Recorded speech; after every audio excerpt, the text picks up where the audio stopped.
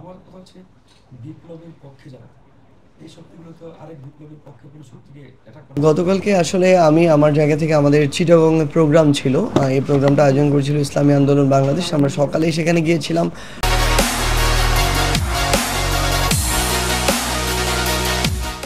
সকল রাজনৈতিক দলেরই সেখানে প্রতিনিধি ছিল এবং এই বিপ্লবের যারা বৈষম্যবিরোধী ছাত্র আন্দোলন এবং জাতীয় নাগরিক কমিটি তাদেরও প্রতিনিধি ছিল।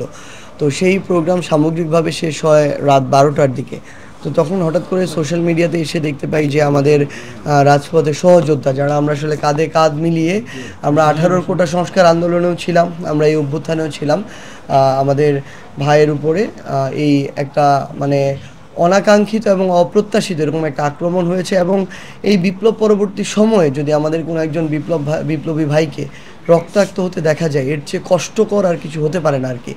তো সেই ভিডিওগুলো দেখার পরেই কিছুক্ষণ পরে আবার দেখতে পেলাম যে যারা এটা আয়োজন করেছিল ওই প্রোগ্রামটি, জাতীয় বিপ্লবী পরিষদ, তাদের যিনি আহ্বায়ক খোমেনি এহসান, উনি একটা পোস্ট দিয়েছেন। যেই পোস্টে উনি বলেছেন যে সম্ভবত এটা যে সামগ্রিক পরিকল্পনা এই আক্রমণের, এটার সাথে আমি জড়িত। তো আসলে তার যখন এই কথাটা আমি শুনি তখন আমার মনে হয়েছিল যে মানে এটা সম্ভবত একটা ওহী নাজিল হয়েছে, যে এই ওহীর আসলে কোনো সম্পৃক্ততা পৃথিবীর কারো পক্ষে আনা সম্ভব না। আপনি ভাইয়ের সাথে কথা বলেও দেখতে পারেন যে এটার বিন্দুমাত্র কোনো সম্পৃক্ততা হওয়ার কোনো সুযোগ আছে কি না, বা তাদের সাথে আমাদের সম্পর্কের জায়গাগুলো কীরকম। তো সেই জায়গা থেকে আমার মনে হচ্ছে যাই হোক, সবার সব কিছু পাত্তা দেওয়ার প্রয়োজন নেই। খুব স্বাভাবিকভাবেই যদি এটা ভালোভাবে তদন্ত করা হয়, কিভাবে এটা হলো, কারা এটার সাথে যুক্ত, সেই সত্যটা বেরিয়ে আসবে এবং আমরা চাই বেরিয়ে আসুক। কারণটা হচ্ছে যে এভাবে অনাকাঙ্ক্ষিত ঘটনা আজকে একটা ঘটেছে, কালকে 2টা ঘটবে, এগুলো তো এভাবে চলতে পারে না। সো এই বিষয়ে আমরা মনে করি প্রশাসনের আরও স্ট্রিক্ট হওয়া প্রয়োজন। কারণটা হচ্ছে এভাবে ছোট ছোট ঘটনাগুলো থেকে বড় ঘটনার ধীরে ধীরে তৈরি হয় আর কি। তো আরেকটা জিনিস আমরা আমাদের জায়গা থেকে শুধু বলতে চাই যে এইরকম ঘটনাগুলো নিয়েই আসলে ছোট ছোট করে চক্রান্তগুলো তৈরি হবে, যেগুলো ধীরে ধীরে বড় আকারে যাবে। নির্বাচন ঘিরে কোনো চক্রান্ত হচ্ছে?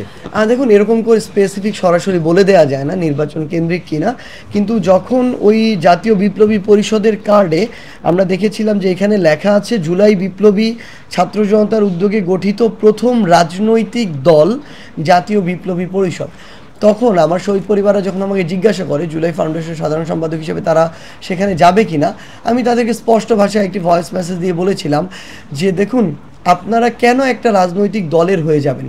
আপনারা তো পুরো বাংলাদেশের, আপনাদের ওই রেসপেক্টের জায়গাটা পুরো বাংলাদেশের মানুষের কাছে আছে।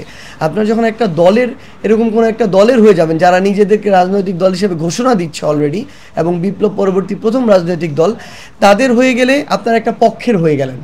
বাকি রাজনৈতিক দলগুলো তখন তাদের জায়গা থেকে মনে করবে যে আপনারা তাদের প্রতিপক্ষ হয়ে যাচ্ছেন। সো আমরা এই আহত যোদ্ধা এবং শহীদ পরিবারের মধ্যে এই বিভাজন চাই না। আপনারা একটা প্ল্যাটফর্মে থাকবেন, আপনারা যে কোনো যদি প্রোগ্রাম করতে চান, আপনাদের দাবি তুলে ধরতে চান, শহীদ মিনারে হোক, সোহরাওয়ার্দী উদ্যানে হোক, যে কোনোখানে হোক, আমরা আমাদের জায়গা থেকে, বৈষম্যবিরোধী ছাত্র আন্দোলন হোক, জুলাই শহীদ স্মৃতি ফাউন্ডেশন হোক, আমরা আমাদের জায়গা থেকে সহযোগিতা করব। যেই প্ল্যাটফর্মও এখন আপনাদের জন্য কাজ করে যাচ্ছে বা যেই প্ল্যাটফর্মের নেতৃত্বে এই অভ্যুত্থান হয়েছে, তো সেই জায়গা থেকে এটি বলেছিলাম। সম্ভবত এই সূত্র ধরে ওই পরিষদের যিনি আহ্বায়ক খোমেনি এহসান, উনি এই কথা বলেছেন।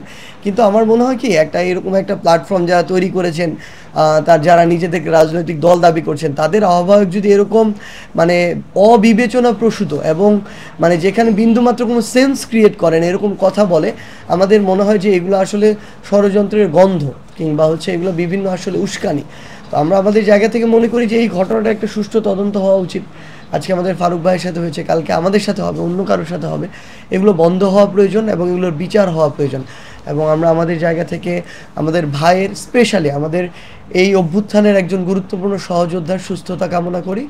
আমরা বিশ্বাস করি আমরা যদি ইউনাইটেড থাকি তাহলে আগামীতে এরকম যে কোনো অনাকাঙ্ক্ষিত ঘটনা আমরা প্রতিরোধ করতে পারবো।